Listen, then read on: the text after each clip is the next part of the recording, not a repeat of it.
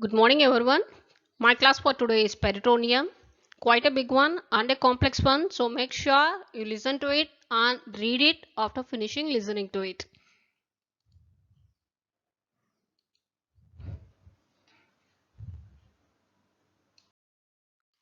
Now, before starting with the class, a normal picture of the abdomen. As we are not doing the dissection, I just want you to show the positioning of various organs of the abdomen. So as soon as we open the anterior abdominal wall, the first picture is the one that we get to look at it. So this is the liver, stomach, the large intestine and the bowels of small intestine. And if you take off all these organs, then we get to see the organs which are lying on the posterior abdominal wall, that is the whole of the excretory system, duodenum, pancreas and all. Now this is abdomen.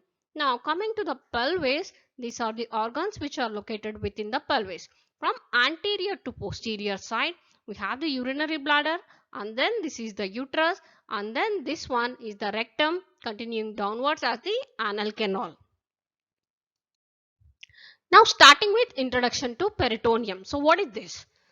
It is a larger serous sac which lines the interior of the abdominopelvic cavity and is reflected over the viscera to invest them partially or completely. So in simpler terms, it is a serous sac which is covering the whole of the abdominal wall and is reflected onto the various viscera which are present within the abdomen, covering them either partially or even completely.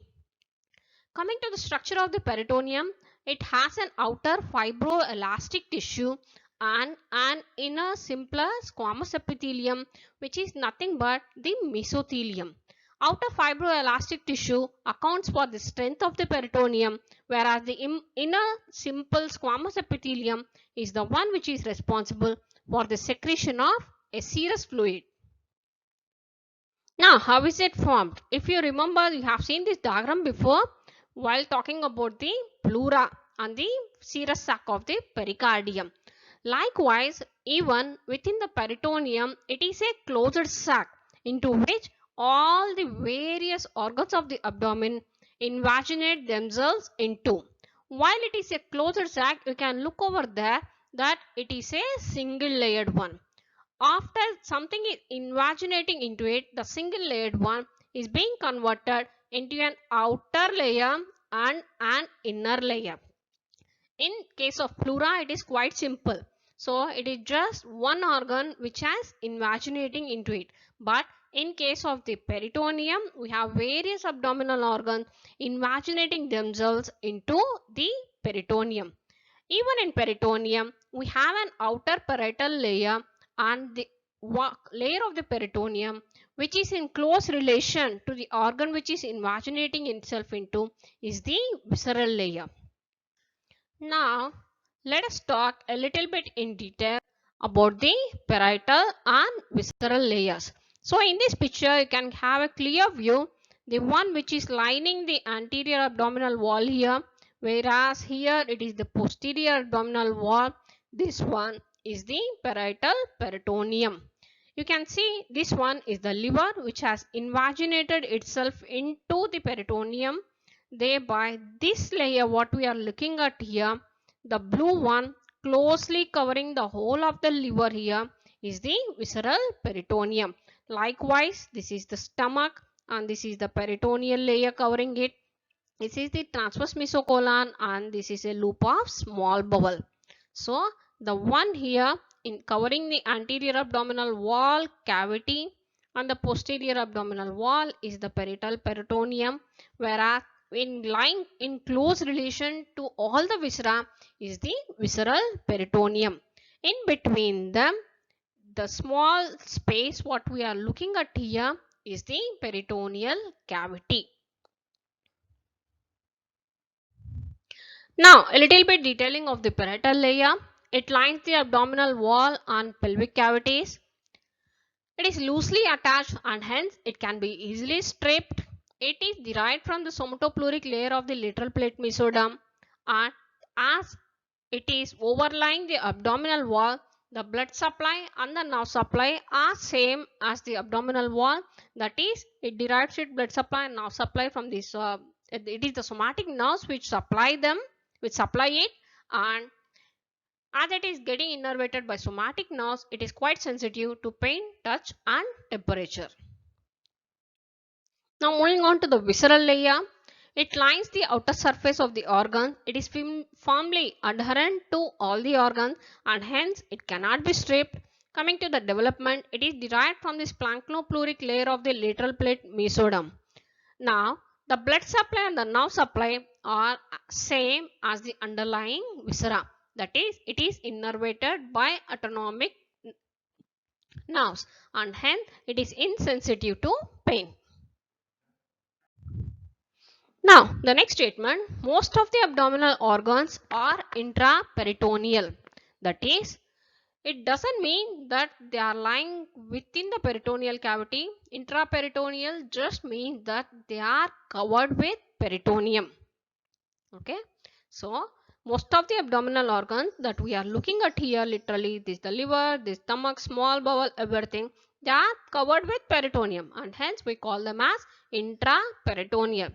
We have one more term called as retroperitoneal organs. So, whatever organs are covered only on the anterior surface by a peritoneum are called as retroperitoneal organs.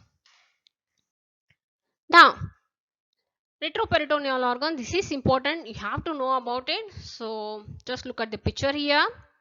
This is a cross section, that is the transverse section of the abdomen.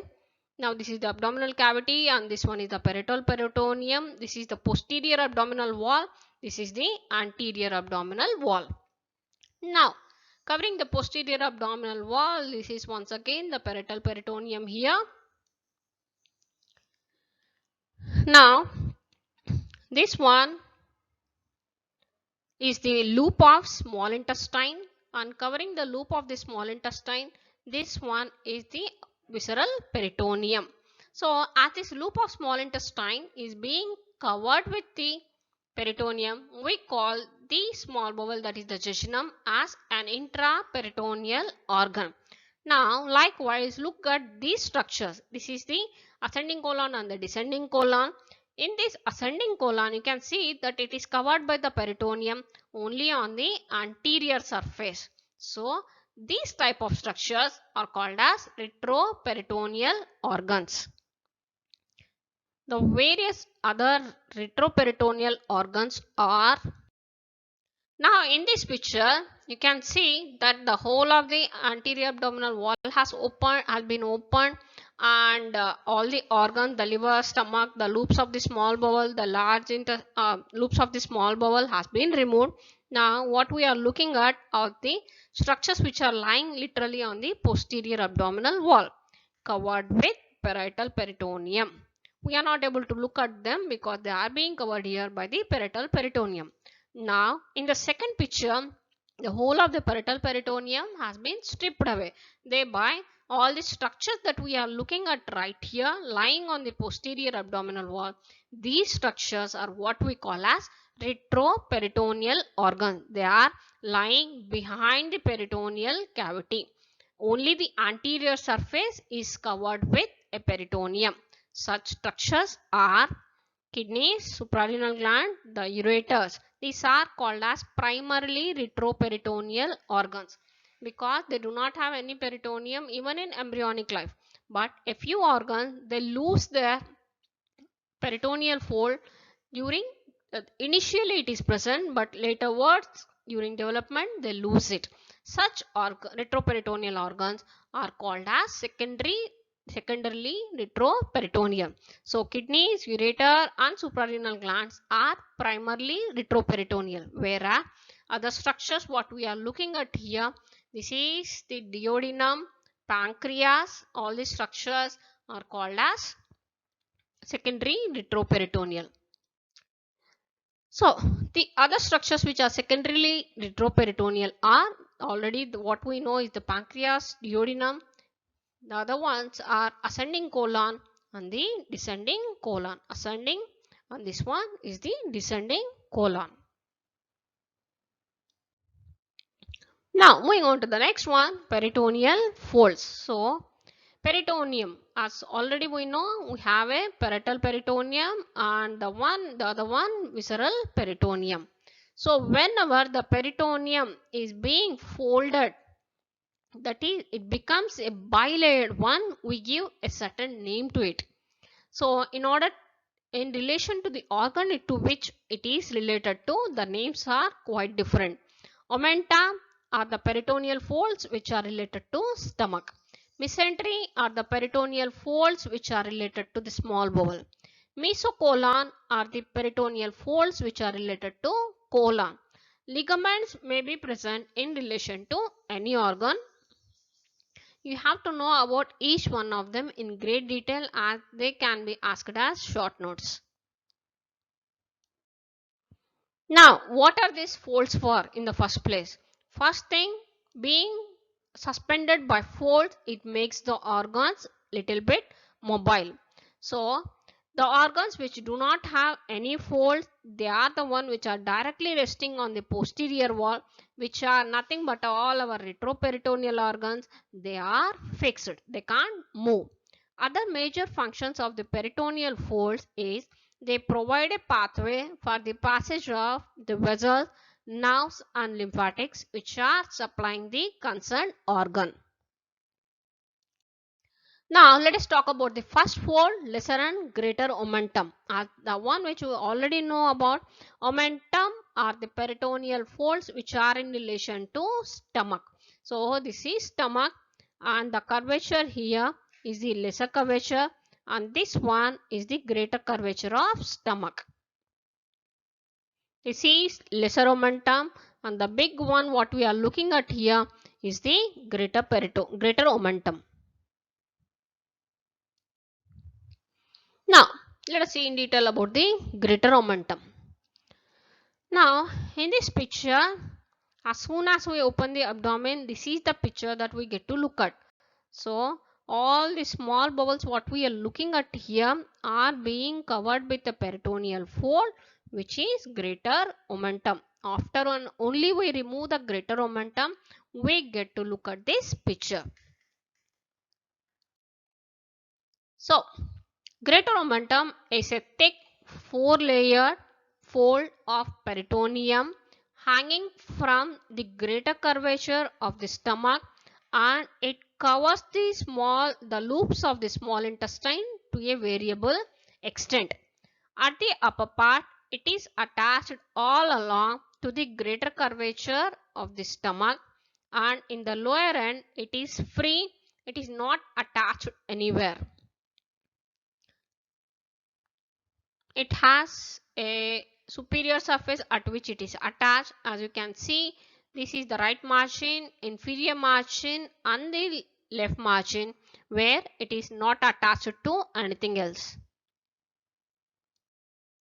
Now, as I already told you, it is made up of 4 layers. So, this is the transverse section of the stomach. This is the greater omentum. Now, the outermost layer is the first.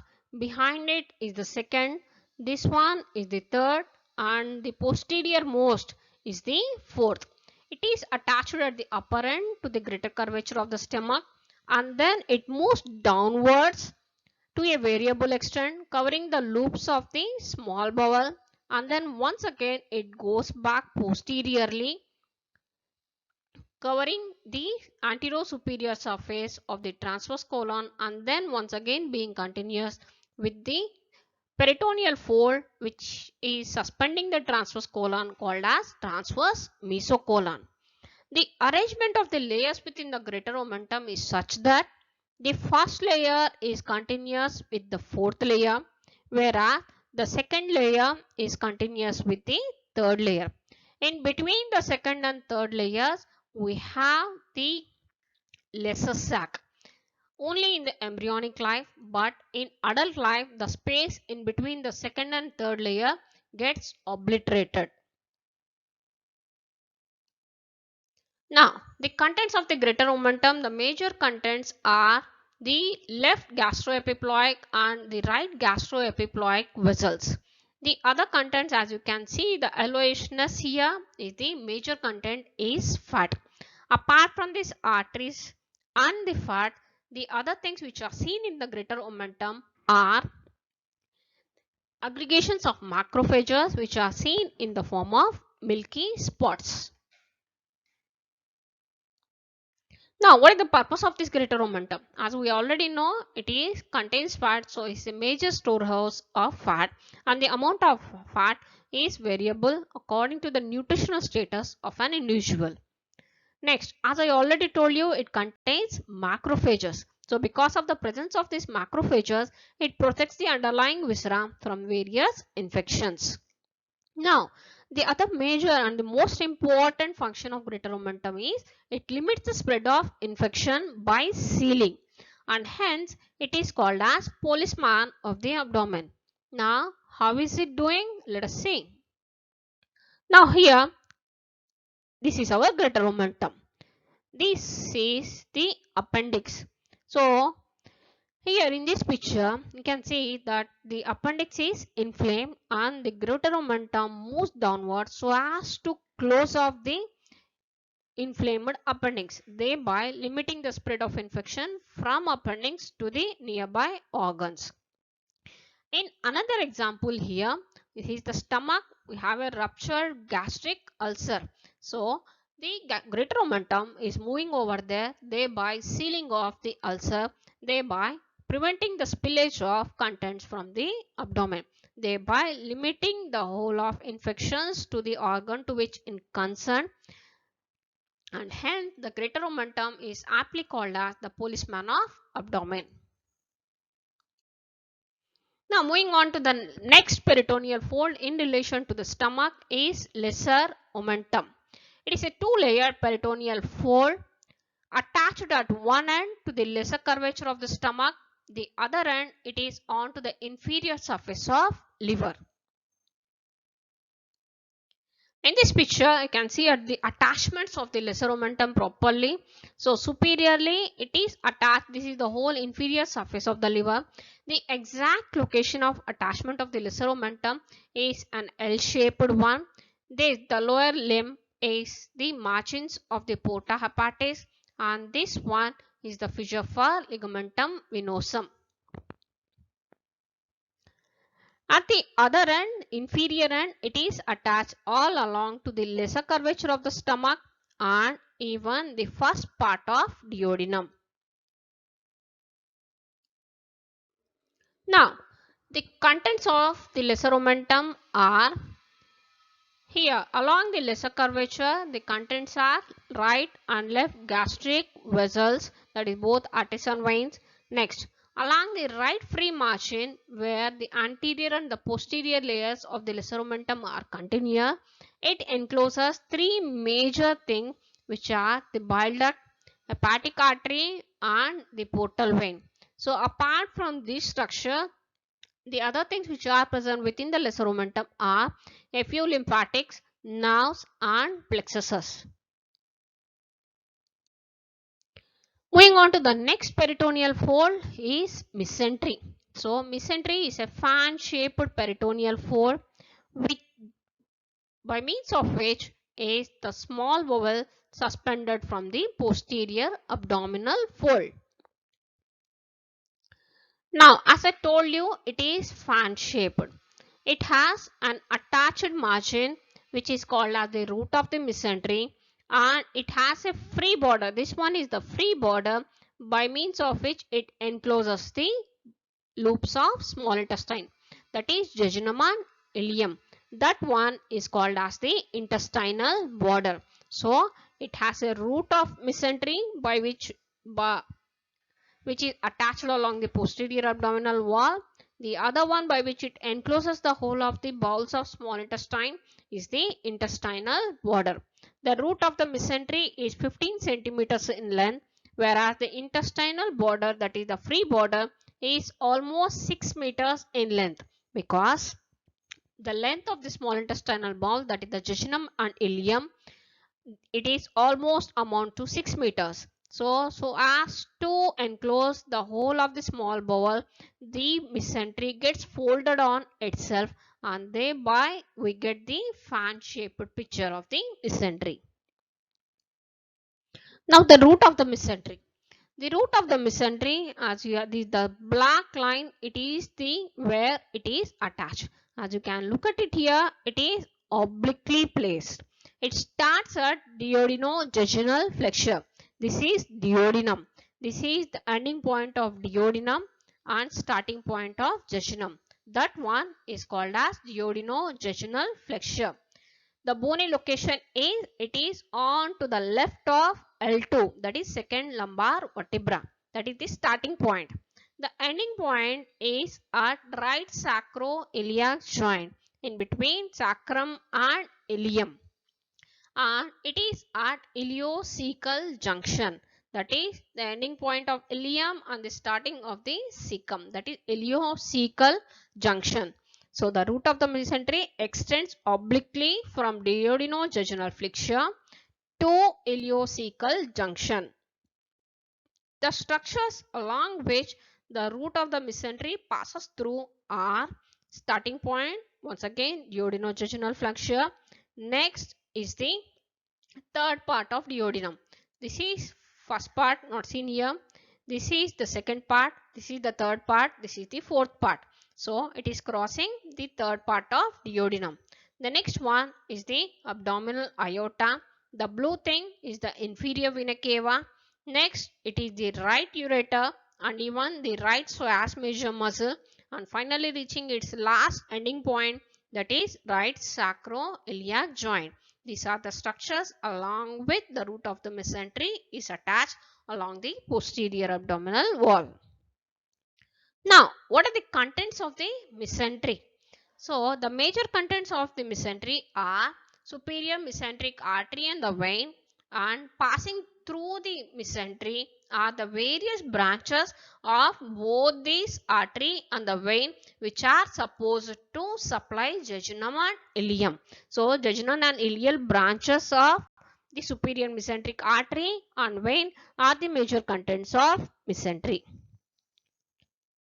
The other contents are the nerve plexuses, which are supposed to supply the jejunum and ilium, that is autonomic nerve plexuses, and various lymphatics and lymph nodes, and finally variable amount of fat.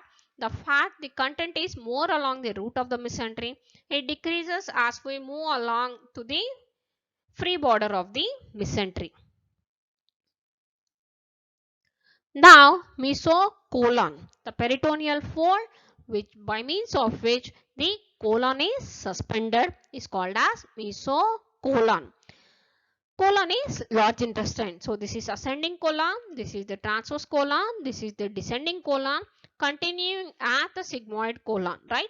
So the point that we already know are ascending and descending colon or retroperitoneal organs. So we are left with the transverse colon and sigmoid colon, which are intraperitoneal. That is, they are covered with the peritoneum. So the peritoneal fold, by means of which the transverse colon is hanging or suspended, is transverse mesocolon. As you can see it here, it is almost horizontal. The line of attachment passes across the anterior margin of head, neck and body of pancreas. The next one which we have to know about is the sigmoid mesocolon, peritoneal fold which is suspending the sigmoid colon. Now, this is sigmoid colon and this is sigmoid mesocolon. The shape, as you can see it here, it is inverted V-shaped. So, the apex of this inverted V-shaped sigmoid colon lies at the bifurcation of left common iliac artery. This is left common iliac artery and this is the place which bifurcating into a left external iliac and a left internal iliac. So, the point of bifurcation becomes the apex of sigmoid mesocolon. It has a left limb and a right limb. The left limb passes across the left external iliac artery and the right limb is going medially along the anterior aspect of the sacrum until third sacral vertebra. Now, the next ligament which we need to learn about is the falciform ligament. As you can see it here, it is related to liver. So this is the superior surface of the liver. This is the anterior surface of the liver. So the falciform ligament at the upper part is attached to anterior-superior surface of the liver. At the other end, it is attached all along the anterior abdominal wall in the medial plane until umbilicus. That is, in the median plane, supraumbilical part of the anterior abdominal wall is the attachment of falciform ligament at the lower part, whereas in the superior part it is attached to antero-superior surface of liver. Now it is attached all along, as you can see it here. Now this is the only part which is free. This free end of the falciform ligament is called as ligamentum teres. So this one is a picture showing the attachment of the falciform ligament on the anterior-superior surface of the liver. After getting attached over here, as you can see, it is dividing along the right lobe as the coronary ligament, and then on to the left lobe of the liver as left triangular ligament. Now this is the free margin of the falciform ligament inferior border, which we have called it as ligamentum teres. It is nothing but the obliterated left umbilical vein in the embryonic life. Apart from the ligamentum teres, the other major content of the falciform ligament are paraumbilical veins, which are branches of portal vein. So these are the two major contents of falciform ligament. Apart from this falciform ligament, triangular, coronary ligament, there are various other ligaments in relation to the various organs. For example, in relation to the spleen, we have a linorenal, gastrosplenic ligaments. So these are all about ligaments.